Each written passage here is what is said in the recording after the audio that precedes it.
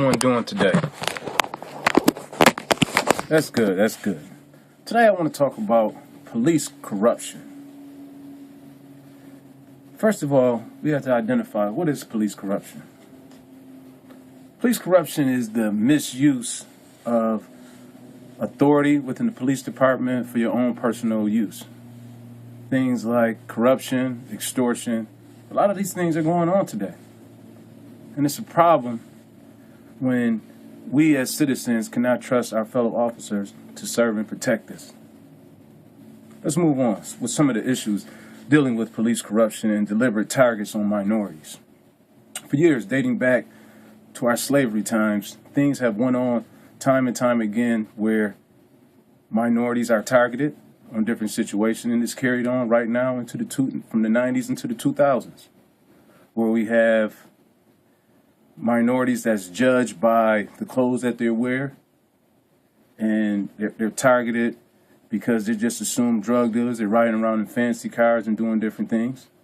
Not saying that minorities are not doing anything wrong, but minorities are targeted in these different situations.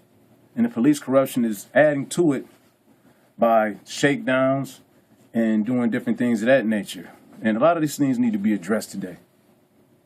And myself and you people, that we have to come together and do it as one. Let's talk about some of the major concerns dealing with minorities and police corruption. Take a minute and think about that. Some of the major issues that's going on, along with the shakedowns that I just mentioned a while ago, that different neighborhoods are being targeted because they're gang-related, assumed gang-related, because they live in a certain neighborhood.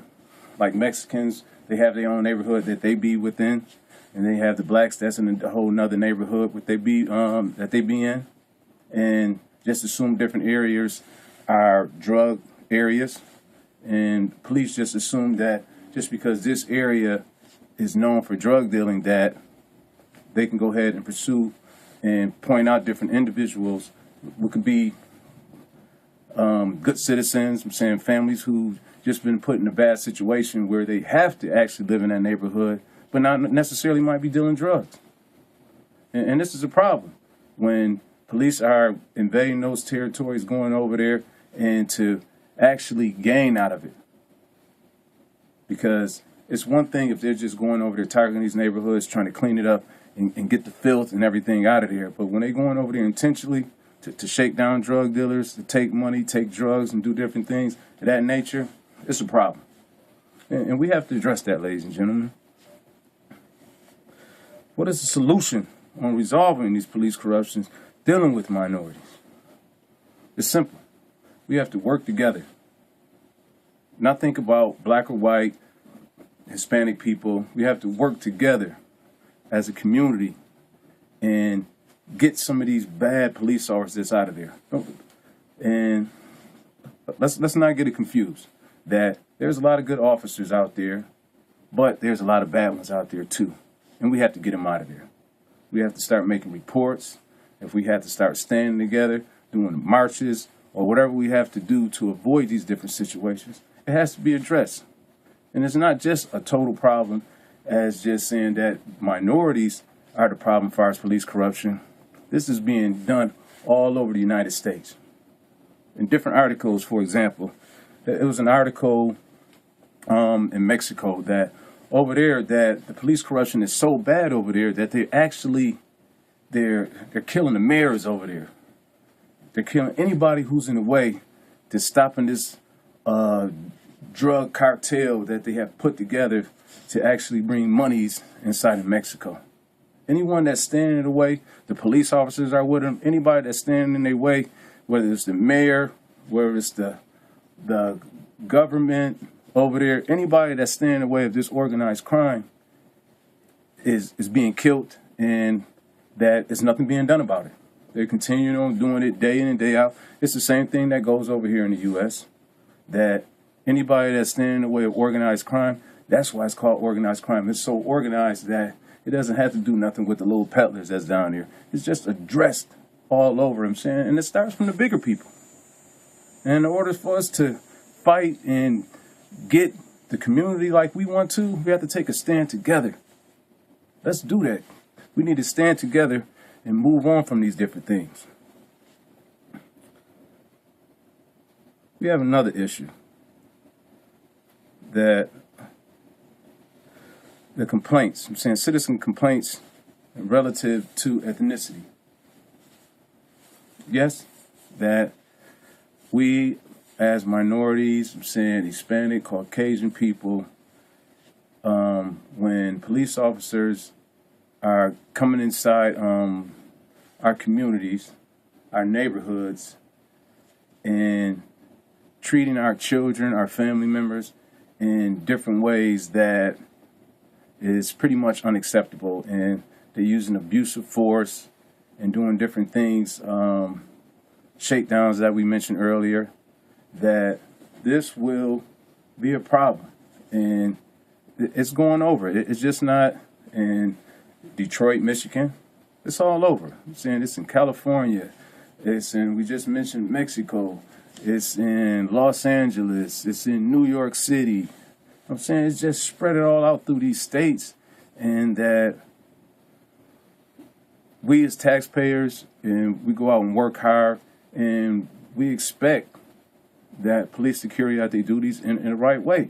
And when they break policy to gain benefit, and it's pretty much organized within the police department, that a problem will occur, and it has occurred, and it has to be addressed. Let's talk about the number of complaints. Forget what we have all down here on paper. I'm saying the number of complaints, I'm saying it's just come to the point where that it doesn't matter how many number of complaints that come in, because they're all not being addressed. We can't keep count. We can sit up here and talk about 1,000 complaints over on one side of town, 1,000 complaints in another state, 1,000 complaints just all over the world in general. Let's start keeping the numbers of some of these complaints that's actually being addressed by the higher authority, by the government, those who we trust in, those who we elect in as our senators, our mayors, and voting in chief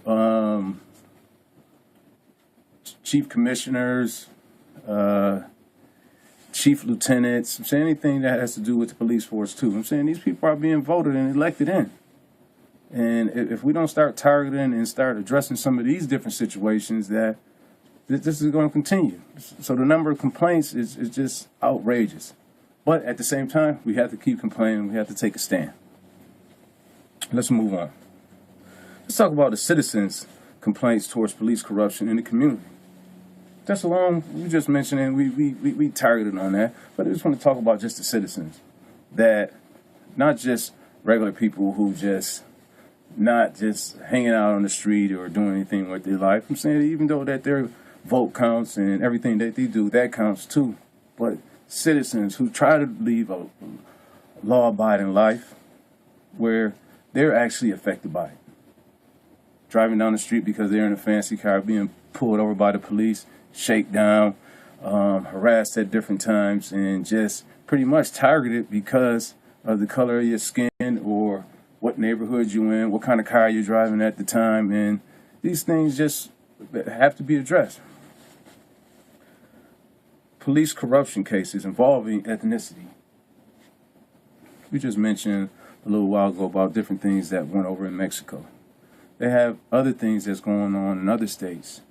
For example, it was an article that was read, police corruption that was going over in Texas, where that everybody within this certain department, from the chief on up and the chief down, were involved in police corruption, where they were passing it down to their lieutenants, I'm saying patrol cars, and they were going out and actually just targeting different people and actually gaining numerous amounts of money, taking cocaine, heroin, I'm saying these different drugs, and just taking them and actually putting them back out on the street to gain profit for their own personal use. These things cannot happen. Last but not least, we're going to talk about ethnicity and the impact it has on the citizens. the impact that this carries with ethnicity, because you feel that we as people, whether you're black, whether you're Hispanic, whether you're Caucasian, that a point comes across that it impacts everything that we work hard for. It impacts our children, it impacts our neighborhood, it impacts business owners, it impacts everyone. That different things that we work hard through, and actually that's left throughout our ancestors, where we don't have the opportunity to progress. And that anytime that it's affecting anything that we do as law-abiding citizens, that and we feel that we can't move forward, that it's actually going to be a problem. And ethnicity is key on that, and the impact that it carries, because you feel that because of the color of your skin, that it's going to affect how a person views me or judge me. Going about saying because a police officer, I drove down the wrong street, I'm in the wrong neighborhood, that I don't belong there. And it just all has an impact, and it's like a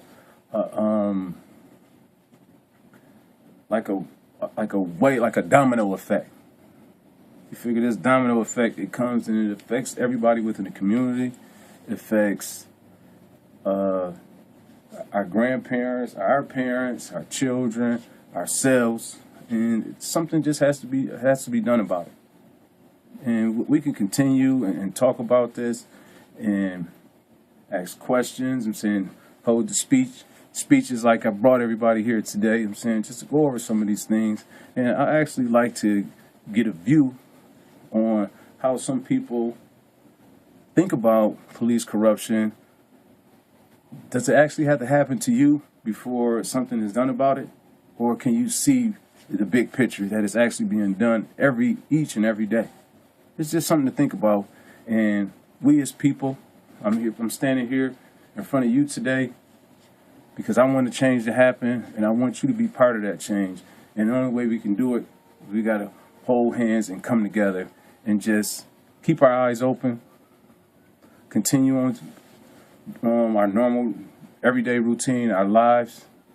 And when we see different things, I'm saying it's our duty and it's our right to actually view police officers when they're carrying out their duty. Sometimes we might have to go back in the old ways, like the Black Panthers used to do it. They used to watch and make sure that police carried out their duties in the right way. We just have to continue on fighting, and it's not going to happen overnight. This is an ongoing, steady process that we have to stick together and continue to do this before we make it work. I want to thank everybody for taking the time out to hear me out. And remember, I'm here with you, but it starts with you and it starts with me. In order for this thing to change, we got to change it together. I want to thank everyone. Thank you.